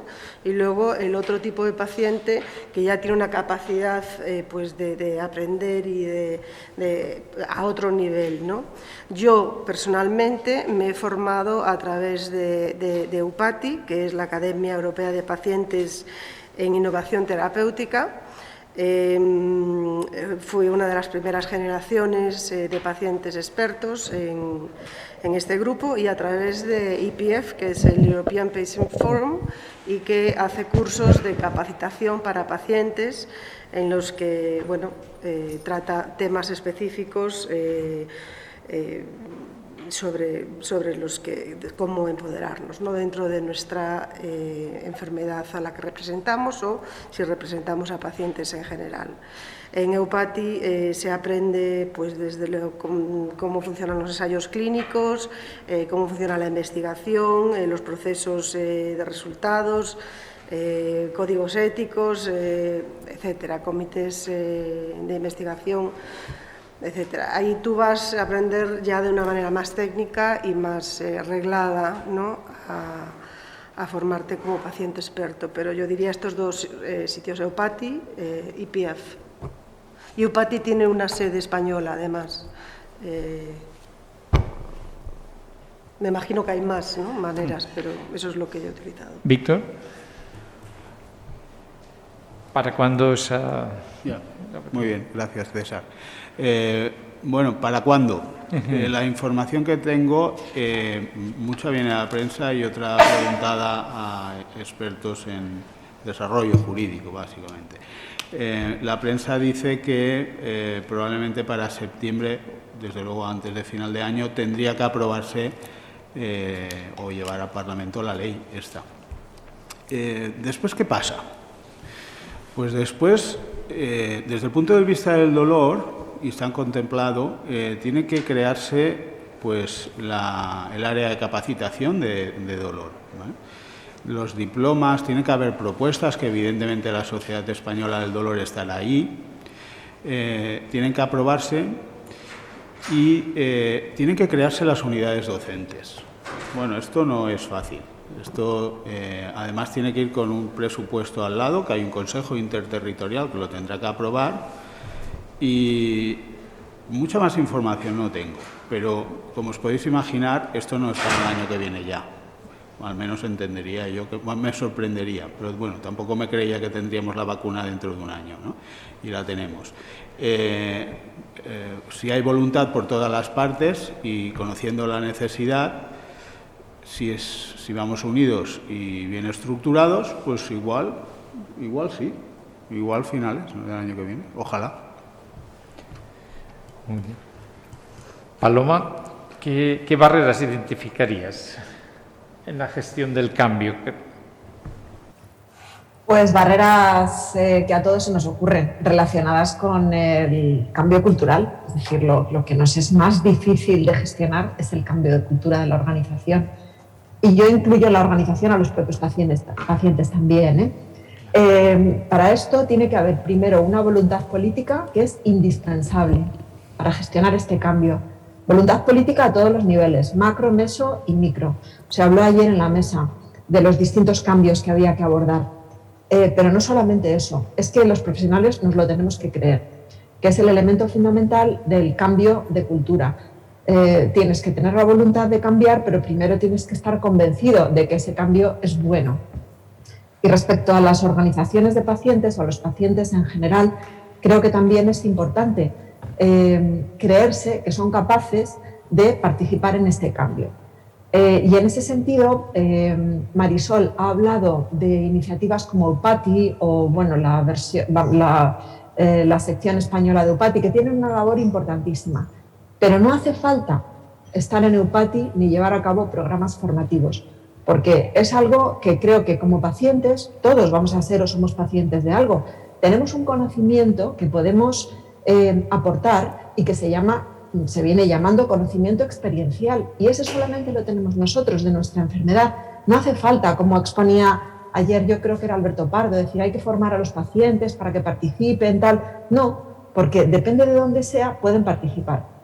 De manera que las barreras es desde un cambio en cuanto a la voluntad política a los profesionales creernos que esto puede ser posible y participar en el cambio, y los pacientes virar de esa cultura más reivindicativa, perdonadme que lo exponga así, a una cultura mucho más participativa y sentirse capacitados para participar sin necesidad de una formación previa.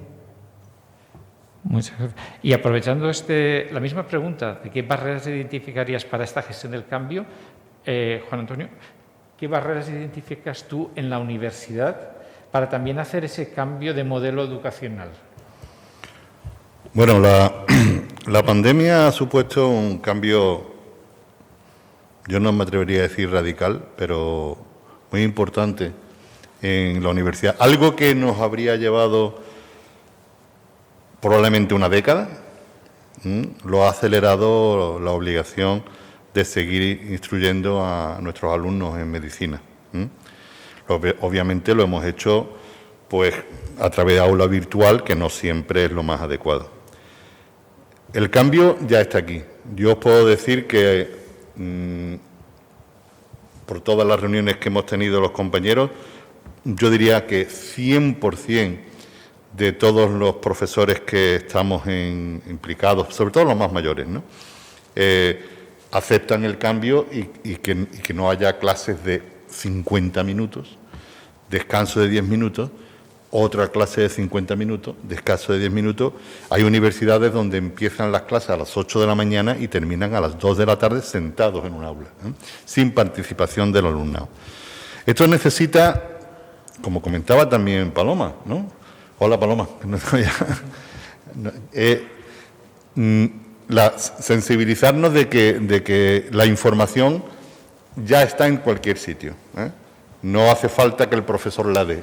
El profesor tiene que dar los medios para que el alumno trabaje en sí mismo, lo que llama, se vaya sosteniendo, él se vaya sosteniendo lo que es su propia formación. ¿Qué se va a necesitar? Empezar desde el minuto cero, es decir, las nuevas generaciones que entren. Yo estoy mirando ahora en el aula y mira, hay un asistente, que creo que es María José, que está mirando su teléfono. Bueno, pues esto, en una clase en medicina, lo estarían haciendo en estos momentos el 70% de los alumnos.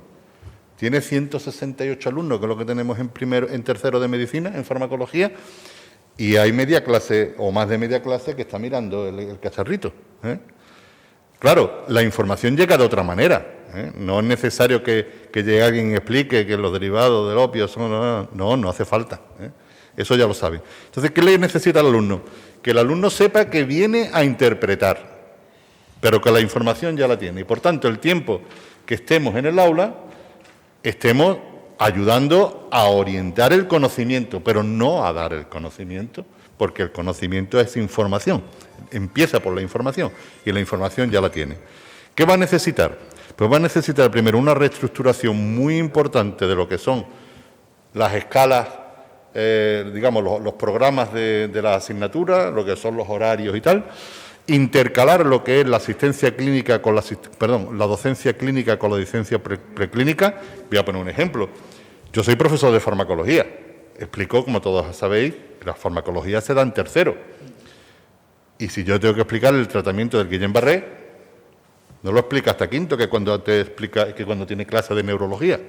Por tanto, no hacen falta módulos de 50 minutos, sino solamente de 20 minutos y el resto de un trabajo por parte del alumno. La digitalización, que ahí estaba indicada en un 5% en la enseñanza, debe de pasar al menos a un 70 o un 60% y el resto sea un trabajo del alumnado a través bien de campus virtual o a través de otros medios en el aula. ¿Que si esto va a tardar mucho en implantarse? No. Yo diría que un par de años.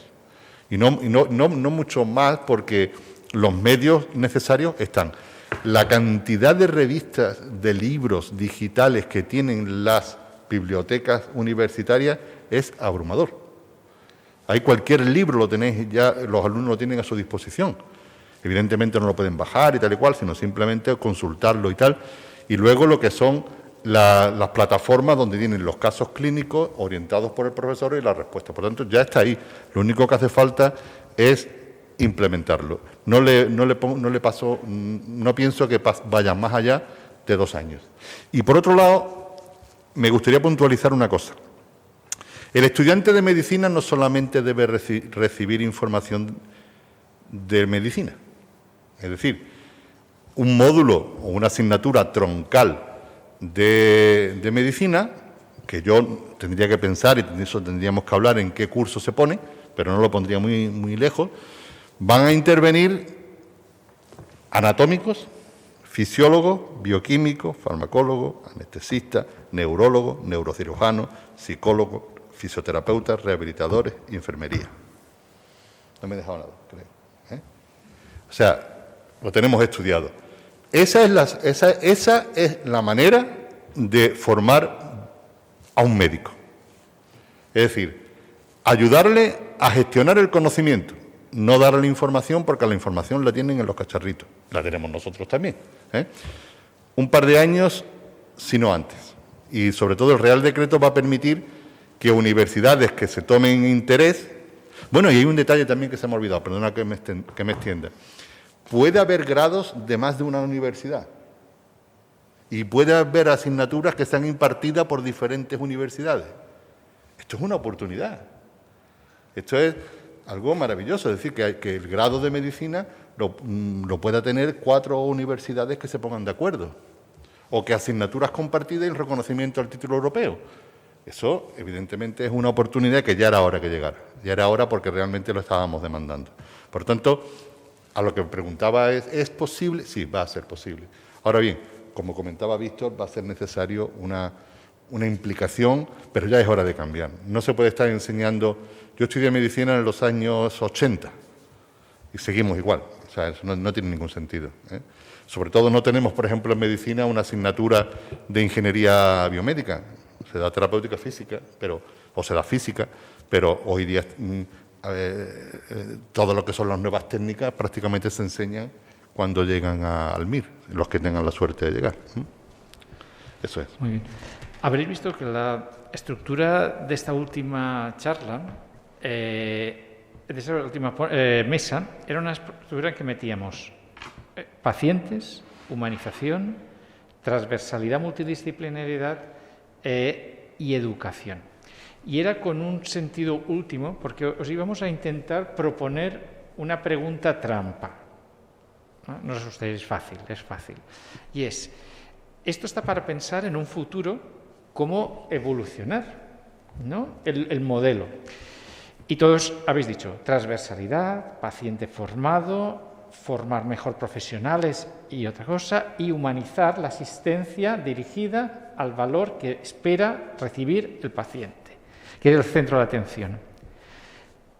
¿Cómo veríais un modelo asistencial en un país futurible en el que en los equipos de atención a pacientes con dolor crónico se incorporasen pacientes expertos formados en, y podemos decir, universidades o propios servicios, en un ámbito de transversalidad en la que fuese multidisciplinar e interdisciplinar, y que esos pacientes formados tuviesen condiciones explícitas: formación, reformación y formación continuada y valoración de esto. ¿Cómo veríais que se incorporasen los pacientes de forma estructural, no como programa piloto, no como colateral, y controlados, en el sentido, controlados quiero decir en cuanto a formación, atención, etcétera, y valoración de resultados a esto. Yo personalmente Las he apagado. Yo personalmente lo vería como esa imagen de counselor, de apoyo, de ayuda, de formación a otros pacientes, ¿no? Esa figura que está ahí y te puede dar esa mano, echarte esa mano cuando la necesitas al profesional sanitario y al paciente. Yo lo vería de esa manera, como una figura de counseling, o de mentor o de acompañamiento. Yo, muy de acuerdo. Mira, lo veo, ya hay experiencia. Lo veo para vías clínicas concretas, para patologías concretas. El dolor crónico es demasiado amplio y lo limitaría, al menos en las fases de prueba, a ver si es un modelo de éxito para patologías en concreto. Diabetes, por ejemplo, existe.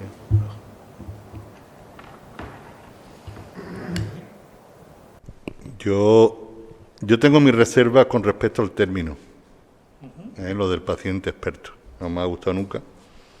No sé si se puede ser experto en ser un paciente. Pero nosotros en la universidad, sí, lo que hacíamos era, ya no se puede hacer, era que venían a los seminarios pacientes y contaban en primera persona pues su patología. Tú llevabas un paciente con una neuropatía diabética y voluntariamente, y eso sensibilizaba mucho al alumnado. Es decir, en 10 minutos el paciente contaba a un grupo de 15 y 25 alumnos por lo que sentía y tal y cual, y eso tenía un impacto muy positivo. Luego los despedías y tal, algunos de ellos se quedaban y tenías la ocasión de discutir con los alumnos. Fijaros, improvisar el tema, ¿no? O sea, os ha contado que tenía hormigueo en los pies, bueno, pues esto es debido a esto, ¿no? Pues os ha contado que está tomando tal medicamento, bueno, pues este medicamento actúa de tal y tal manera. Y luego, después de ese seminario, dabas la clase organizándolo todo. Eso era, no sé si eso se puede llamar un paciente experto, pero ese paciente que venía un año y venía otro año, o un semestre y otro semestre, claro, yo lo pongo esto del paciente experto en el ámbito universitario, obviamente era muy útil. Cada vez se ve menos. Paloma, ¿qué opinas? Pues yo creo que es uno de los retos que he propuesto en mi presentación. Me encanta la experiencia de Juan Antonio, porque es que le iba a preguntar esto, es decir, el paciente como profesor de alumnos aporta una experiencia, aporta un conocimiento, que es el conocimiento experiencial, a partir del cual los alumnos, el alumnado, puede aprender en circunstancias concretas. Pero eso es una cosa. Otra cosa es que yo creo que es lo que preguntabas, César, Sí. era el tener al paciente como un agente más trabajando a nuestro lado, es decir, dentro de la multidisciplinaridad, incluir a un paciente. Creo que ese es el futuro. Está demostrado que los programas que se llaman de paciente experto, le podemos poner otro nombre, Víctor, Juan Antonio, pero se llaman así, han demostrado por lo menos un aumento en la adherencia terapéutica y, por lo tanto, en algunos casos mejora en la calidad de vida. Creo que estos programas de paciente experto podrían evolucionar a que el propio paciente se incorporara como un agente más dentro del equipo y pudiera contribuir a ese empoderamiento y capacitación del resto de pacientes que puedan tener una patología similar a la suya. Yo me estaba acordando ahora de una frase de Paulo Coelho, que seguro que la cuento mal porque estoy así memorizando, pero decía algo así como que nadie aprende solo, nadie enseña a nadie, aprendemos unos de otros mediatizados por la vida. Y esa es la base en la que se fundamentan los programas de aprendizaje entre iguales, que vienen muy bien no solamente para empoderar al paciente, como digo, sino para evolucionar el modelo y contar con el paciente como un verdadero agente de sanidad, un agente sanitario a nuestro lado trabajando. O sea que sí, que yo lo defiendo totalmente. De hecho, este modelo ya se está usando y, por ejemplo, en la Mayo Clinic usan esto.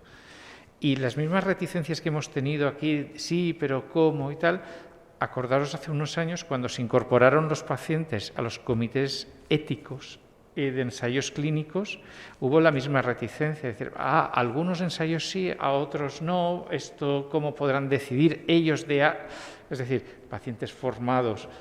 E incluso también hubo reticencias, ¿no?, en la universidad cuando se generaron los consejos sociales universitarios, la introducción de ciudadanos. Es decir, todo cambio habría que definir, no café para todos, pero sí que y creo que es una forma de avanzar. Que yo no sé si me has interpretado bien, nosotros tenemos pacientes expertos. La verdad es que ahora está un poco parado, pero me refiero a que la experiencia de dolor ligada a una patología no es tan transversal como nos podemos pensar, ¿no? O sea, un paciente que tiene una experiencia de dolor por un síndrome de una cirugía que ha acabado mal, pues no es lo mismo que una neuralgia facial. Entonces, ya que se hace el programa, al menos tiene que tener el paciente experiencia concreta en esa zona. Y yo he encantado, ¿vale? Eso no... Yo ahí discrepo, si es patología dependiente, y sí que hay una parte que es patología dependiente, es decir, síndromes por laminectomías o gente que tiene dolor neuropático, experiencias, pero hubo un programa de experiencias que eran embajadores de pacientes, en los cuales se formaron pacientes para contar a otros pacientes cómo contar su relato personal de dolor, no concreto en una patología, sino qué decir, cómo transmitir y cómo hacer como un checklist de ítems en el que pasaban emociones, sueño, familia, relaciones personales. ¿Cómo contar esto? Bueno, eso es común a todas. Y es por eso que es transversal, quiero decir. La experiencia de dolor y cómo afecta social, laboral, familiarmente, al sueño, todo esto es común, esto estoy de acuerdo. Si te limitas a eso no hay ningún problema. Pero después hay lo que es la expertise, ¿no? La expertise en la patología en concreto, que, oye, también no olvidemos las asociaciones de pacientes. Muchas de estas cosas que estamos diciendo ya lo hacen las asociaciones de pacientes. Aunque lo hacen en la parte informativa, ¿vale? Y ayudan, ¿eh? Y bueno, quizás sí, hacen muchas cosas de estas, pero el pasito más de trasladarlo a una práctica diaria, que es más o menos lo que estás pidiendo, ¿no? Estructuralidad. Pues atención continuada. Eso, como todo en la vida, hay que empezar con un plan piloto, ¿vale? Si tú me dices que en la Mayo o en Estados Unidos, lo que sea, lo están haciendo, pues oye, copiemos, pues igual no tengo yo toda la razón, quizá la parte global sí, pero la parte de la patología en concreto, a mí me parece muy adecuado que un paciente de neuralgia del trigémino no le explique a un síndrome de cirugía de espalda fallida. Después el modelo lo podemos cambiar, es decir, no significa hay uno para todos, sino a lo mejor uno va 3 veces al año, pero estructural, de que vaya. Es decir, yo lo que quiero es que no se quede al azar, porque no todo el mundo tiene la suerte de vivir en ciudades grandes donde hay asociaciones de pacientes poderosas, potentes, que son capaces de formar, aunque ahora mucho más online y digitalmente, pero que exista esa posibilidad de accesibilidad. Y si no lo hacemos nosotros, lo harán ellos espontáneamente. Paloma ha pedido la... Sí. Bueno, las experiencias que hay en paciente experto están ligadas a condiciones crónicas de salud y generalmente se trabajan aspectos transversales. Me parece una idea fantástica la que estáis exponiendo, es decir, que haya programa de paciente experto en neuralgia del trigémino o en cefalea o dolor lumbar, podría ser interesante, pero hasta ahora no ha estado testado, solamente con aspectos transversales que están muy ligados pues, al afrontamiento de la enfermedad crónica, que yo creo que, que se adapta perfectamente al dolor crónico, pero también otros aspectos como el seguimiento de la medicación, el impacto emocional, la asunción de enfermedad, el impacto que tienen aspectos de cronicidad. Es decir, son programas muy transversales. Si desde la SED proponéis algún programa de esto, estoy con Víctor, habría que pilotarlo y ver qué resultados tiene, pero es una idea fantástica. Aunque hay aspectos, como digo, transversales, que se están trabajando en programas de paciente activo y que pueden perfectamente valer para dolor crónico. Muy bien, pues solo me queda darle las gracias a los componentes de la mesa y a todos vosotros. Y muchas gracias, Paloma, remotamente, que nos ha seguido ahí de forma muy activa.